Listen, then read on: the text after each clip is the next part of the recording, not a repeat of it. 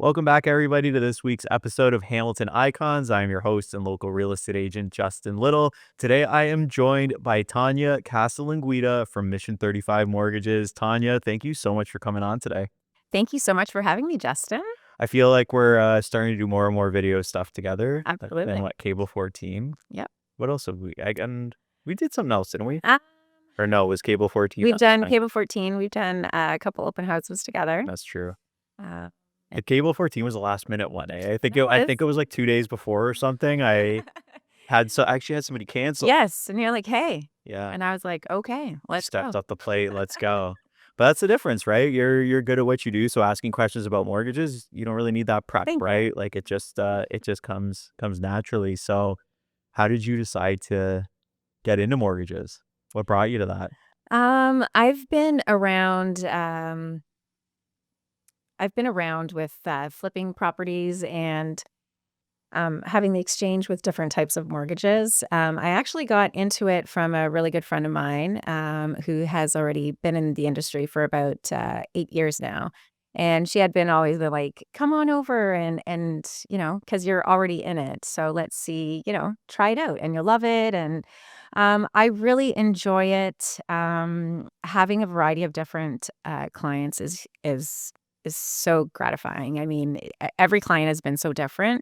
None has been the same. And I love the whole puzzling together, like puzzling that mortgage, puzzling, different scenarios for them. Each client has been so different. So getting into it, looking at it like that, where we're able to help, where I'm able to guide and then be with them throughout the entire process is fun. Yeah. Enjoy it. It's like you said too, you like a different array of people, right? Right. Because I guess we kind of have some layover where you're dealing with people that are getting their first house. You're also dealing with people that are getting their third house or maybe even their 10th house, Yep. right? So you get that whole spectrum of people. And I mean, that's kind of this interesting work, right? Oh yeah, absolutely. It doesn't get stagnant. No, and it's never boring. It's never boring. It's very interesting. Yeah, especially like when you can have a first-time home buyer who knows, not much or just getting into it. Lots of questions, which is great. So I enjoy explaining everything, walking them through the process, and also making sure they understand everything, right? Like understanding the mortgage is huge. And a lot of people either whether they're not even first-time home buyers, they still don't even know like terms and amortization and things that we are able to do and give different scenarios and help out. So it's interesting. Yeah, it's It very fun. is for sure. And when you said first time home buyer, it went off in my head. We did a first time home buyer webinar together. Yes. That was it. For some reason, I forgot. That was the other video thing that we got. Yeah. And which actually, yeah, we just, I think we had a client that we were talking to or whatever Yeah. recently, right? Yeah, because you're right. The first time home buyers, there's so many questions. Mhm. I feel like when we did it, there was like no questions for me. It was all like the mortgage stuff, right? Yeah, it was and I love it. I love that part of it. Educating them is huge. Education and just guiding them. And a lot of them, maybe it's not something that, they're ready to do the pre-approval, but they want to know, like, how can I get there? Like, is it possible I can buy a house in another year or 6 months? Or how do I save? And it was actually, saving for a down payment came from a few clients that we had spoken to. So, just working together and then also working together with you and back and forth and being transparent. So lots of great questions and there's always good questions. Yeah, and people feel so intimidated, I think, to ask questions because they feel like it might be stupid, but honestly, there's just so much to know. Mhm. Like, it's almost impossible to not have questions, right? Yes. Especially even if that you're an experienced buyer. Yeah. Like, I ran into this recently when I was I helped them buy a house like 5 years ago, and they were looking again for a house, and they were asking me questions that in my mind are first-time home buyers, similar questions about the buying process, and then you realize that we're in this every day. Yep. So we are always dealing with it, whereas somebody that thinks about it once every 5 years, they're not, like, keeping this kinda stuff in mind, No, right? it's true. It's true. I always get clients that'll be like, "I'm so sorry, I have another question." It's like, don't be sorry, because it's better to ask, right?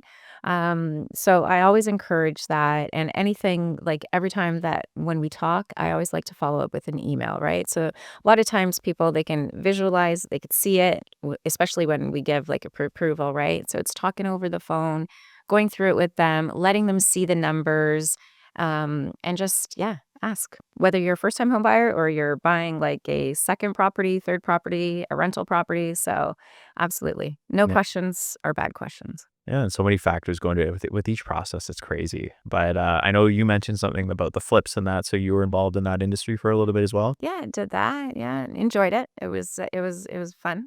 Yeah, it was fun. It was fun, yeah. I enjoy that aspect. I like the designing part of it. I like looking at the property and you're like, okay, what can it, bring it up to date. So doing those types of renovations and flips is fun. Yeah, I enjoy and it. being able to tie it in with the mortgage too is awesome, right? I know it's always nerve-wracking. I've done 3 flips before, and I enjoy the creative process of it. It's always a little muddy in the middle of it, it's always a little stressful, but in the end, it always works out. But so you won an award too recently for Um, mortgages from your company, I right? want yeah, Rocketeer Award for 2023. Rocketeer Award? Yes, yeah. That's awesome. So you're doing a lot of mortgages, which is good. Yeah. How are you finding that you're getting a lot of your clients? Um, it is based on, working with really great realtors as well. Working with realtors and just getting out there in the community. Lots of, communication with like family and friends. And, the first few years as you start any type of business is always, trial and error. Like you have to see and, working with really good partners as well, such as like financial advisors and building relationships with lawyers, just everything as a whole. So just comes together nicely and, Such a relationship thing, right? yeah, absolutely. So many people Absolutely. go to the shiny objects. I feel like our lead sources, a lot of it's very similar, right? We're a lot of referral based business, and everybody always thinks is that shiny object that, oh, this Mm, like Instagram post or funnel, or I got to be on social media and I got to do this.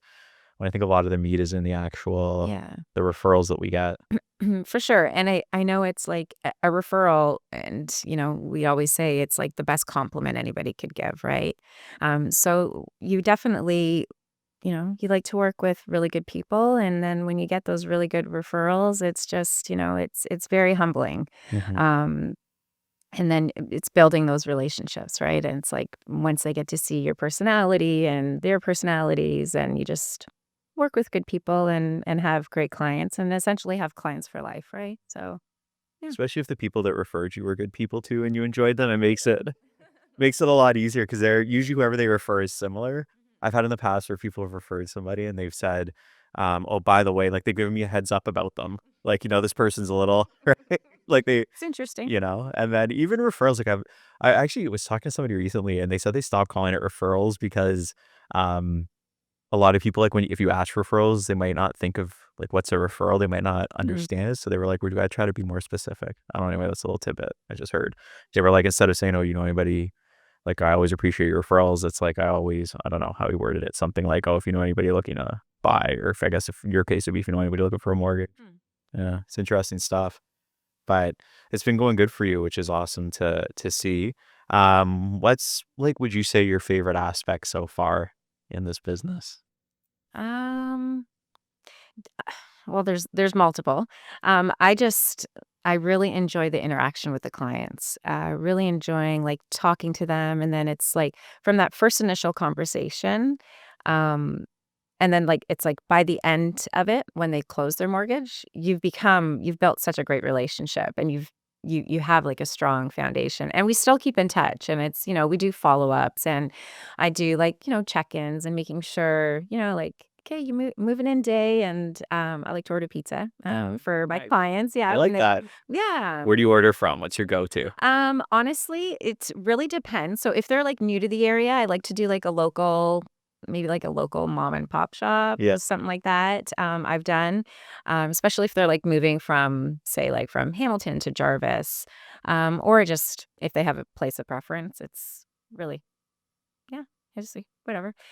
I don't. Camps is a good idea. I like that A idea. great idea. I mean, they love it, especially when they're moving that day. I also do it for, like, all my clients, so not just clients that are just moving, even, like, refinances or anything, right? Renewals, just something to say thank you. So, yeah. Closing these big. But I think when we closed on our house with Landmark, they gave us like a Swiss chalet because it was in Ancaster. They gave us Swiss chalet, Oh, okay. whatever things for dinner, gift cards. It was actually so convenient because you're like, oh, we could just order Swiss chalet. Exactly. And then you don't have to worry about it. Yeah, exactly. You know, it's That's one a less good idea. one less thing to think about. And especially like when they are moving, it's like, they're moving all day and you know that they're from one property moving into their new property and children and just one less thing they have to worry about and just a little thank you. It's chaos, right? I mean, you've moved enough times. Yeah. I've moved enough times. I'm in house number 6 No. right now. Oh, But we don't have kids. So see, we just have the dog. yeah. But she's pretty good. She adapts pretty quick, but I think it's because we move so much. Oh, that's good. Yeah. That's Have you guys bounced around a lot? Or? yeah, we have moved twice. Twice? Twice. Oh, okay. That's not bad then. Twice, yes. Yeah. It's not bad. Yeah. Still a lot. We're good. We're happy now. We're good. We're not moving. It's still a lot. I found after my second move, I had trouble finding people to come and help. So I had to start hiring movers at a certain point. Nobody wanted to come and pitch. They're like, okay, you're on your fifth one. We're done. Yeah. Yeah. That's it. So I know you've been doing this for a while. If you had to go back to the start and sort of give yourself some advice on what to do, or if there was one thing that you were like, you would just tell yourself when you were starting out in this business, what do you think it would be? I know I'm putting you on the spot. I never ask anybody this question ahead of time because I always want them to think, and I don't want to come up with a prepared answer because, like, your gut feeling, what do you I think? would say definitely not being so hard on myself, right? Setting real expectations and delivering those expectations as well to both the client and myself, right? I know the first couple times that you do your very first mortgage, it's, intimidating. You want to make sure you're providing the proper information and making sure you've covered all your angles and you've done everything and your due diligence. So I think just, not being so hard on yourself and just allowing, to show the type of person that I am and being the same person. Yeah. So Yeah, and don't be hard on yourself, right? It's a good thing. I mean, part of it's probably what makes you be good at what you do because you are so, like, you just want to do it perfect, right? But yeah, I don't think you should be so hard on yourself. That's a good one. I like that. yeah, I think just everything too in general, right? Just in life. Last week I had Matt Farinato on, his financial advisor, and we were talking about it because he just had a kid, and he was talking about sort of balancing the family life with the work life. How do you find the balance with your family and work life? Interesting. There is balancing. I do have two children. I have two boys. But the positive of it is I do get to work from home. So working from home is good. I'm able to still be there for the kids as well and still work. But I'm also flexible with my time. So I am available on weekends and evenings. And a lot of the clients are working. So a lot of times, there is communication throughout the day. So and then there is a lot more communication, obviously, after hours. So just making sure that I'm available and then I'm still able to, juggle around with the kids and do other mom duties that I need to do as well. So it's a good balancing. Yeah. Do you have kids in sports? Is it a lot I of do. Yes, I do. Both what are my they? boys. My oldest is in football and my youngest is in hockey. Hockey? Those are both busy schedules, especially the hockey one in the winter. Traveling.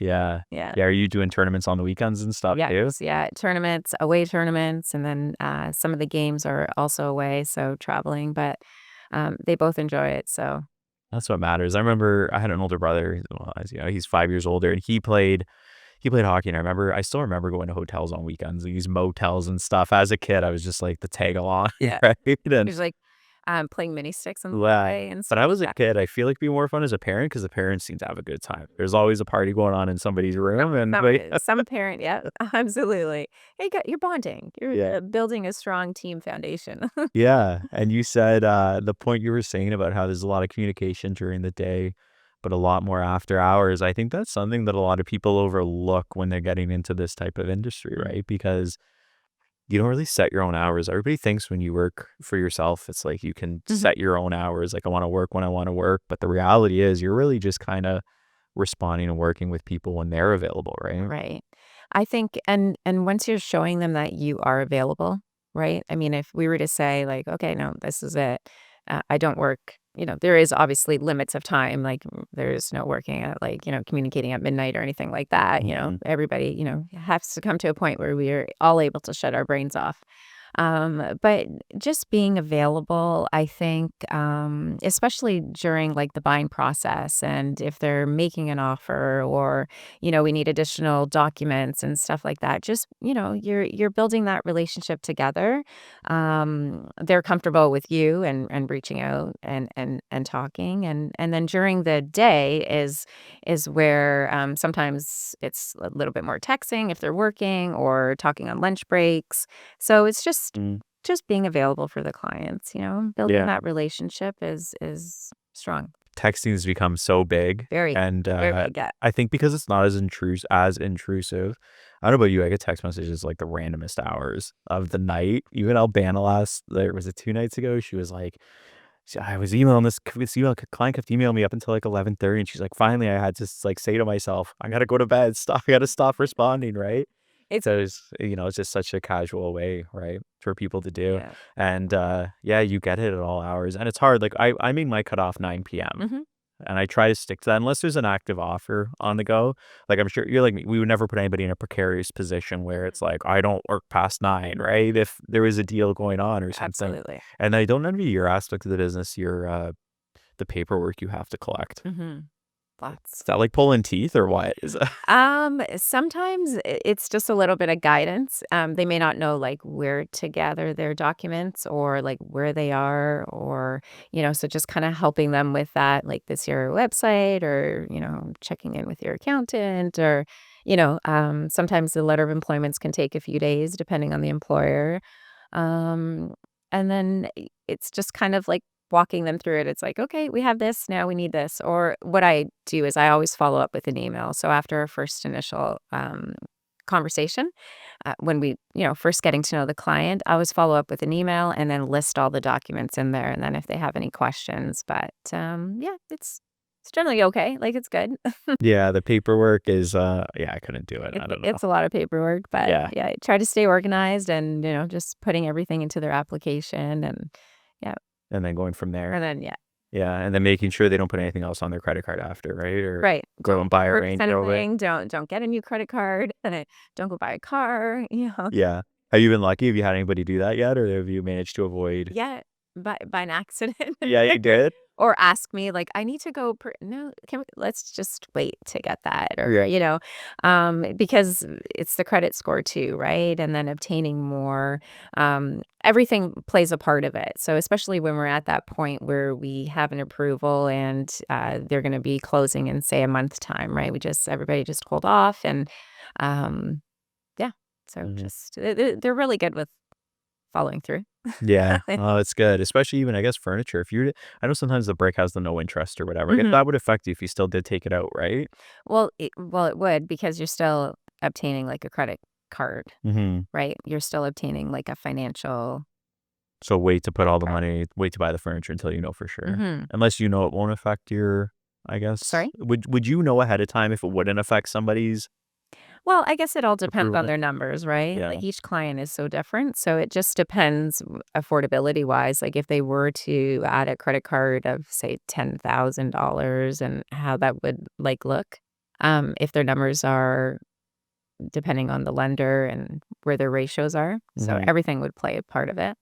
I always just ask me, like, and I can check numbers, and yeah. Mhm. What's the biggest misconception you see from people asking you questions?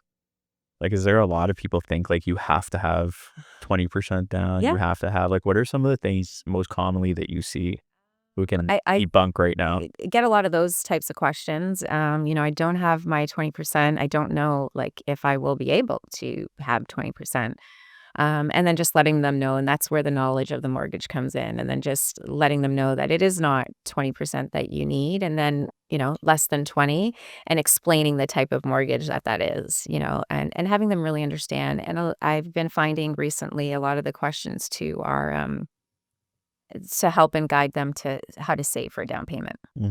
That's become so Yeah. hard now. And it's just the prices of Mhm. our houses, right? I remember when $500,000 was you were living in Ancaster, you were buying in the Meadowlands, like a nice house, right? Yeah. Now, a lot of times $500,000, you're getting like a condo, or you're getting something downtown Hamilton and maybe an area that's not as Mhm. desirable, right? Mhm. So it's just with that cost, people really have to start thinking of creative ways That's right. to save that down payment. Do you find people utilizing that first time buyer savings account? The Yeah. what's it, the That FHSA or whatever? Yes. Yeah. First home savings account? Mhm. Yeah. I do. I've seen it a few times, not often. I've seen a lot of, TFSA's accounts, and just some people are just saving and saving it into their, savings account, or RSPs too, for first-time home buyers where they can take out the RSPs. Mhm. Mhm. What kind of advice do you give out when somebody's saving? Like, what routes can they do to help save fast? How to save?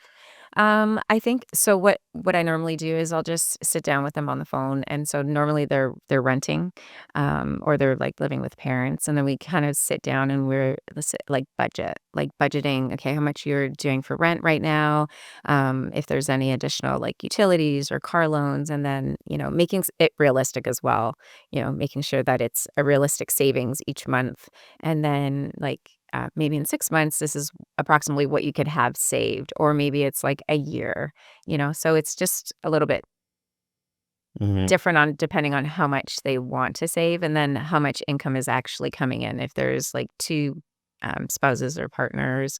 Um, so just kind of working together, just setting a plan and visually them seeing it in like a spreadsheet or.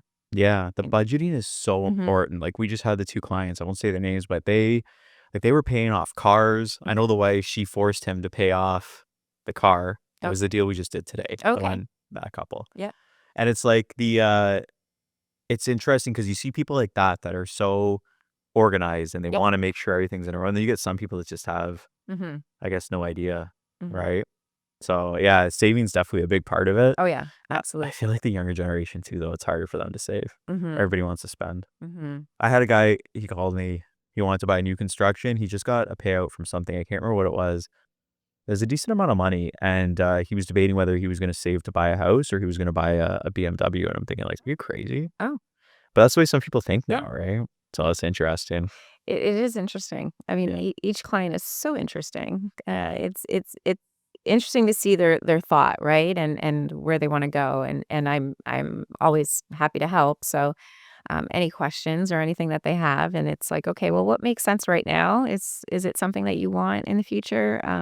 I have one client that I've been working with for just a little over a year. Mhm. Um He does wanna purchase a property, so we've set the plan, and it's been just about over a year right now. So in the new year, he's gonna be, looking to purchase, in his area that he wants, right? So it's just kind of and making them see that it is possible, right? Like, you can get there, and just working together and setting realistic savings is important.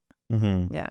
Yeah. What do you mean by realistic? Are people trying to save like they Realistic, like, like you're like, "Oh," not saying, like, "Can you save 3,000 a month?" yeah. Based on what you make and, well, can you maybe save, like, 1,000 a month, and what does that look like in a year? Like, how much will you have saved? Is there 2 incomes coming into the property as well? Like, is there, a husband and wife or partners or, just m factoring all of that together. Okay, so you're with Mission 35 Mortgages? What do you love about Mission 35 Mortgages? It is such a great dynamic and variety of different people. We have a tremendous amount of training that we have with our brokerage. Anytime we have questions, anytime we need to run a deal by one of our underwriters, we're able to just give them a call or set up an appointment.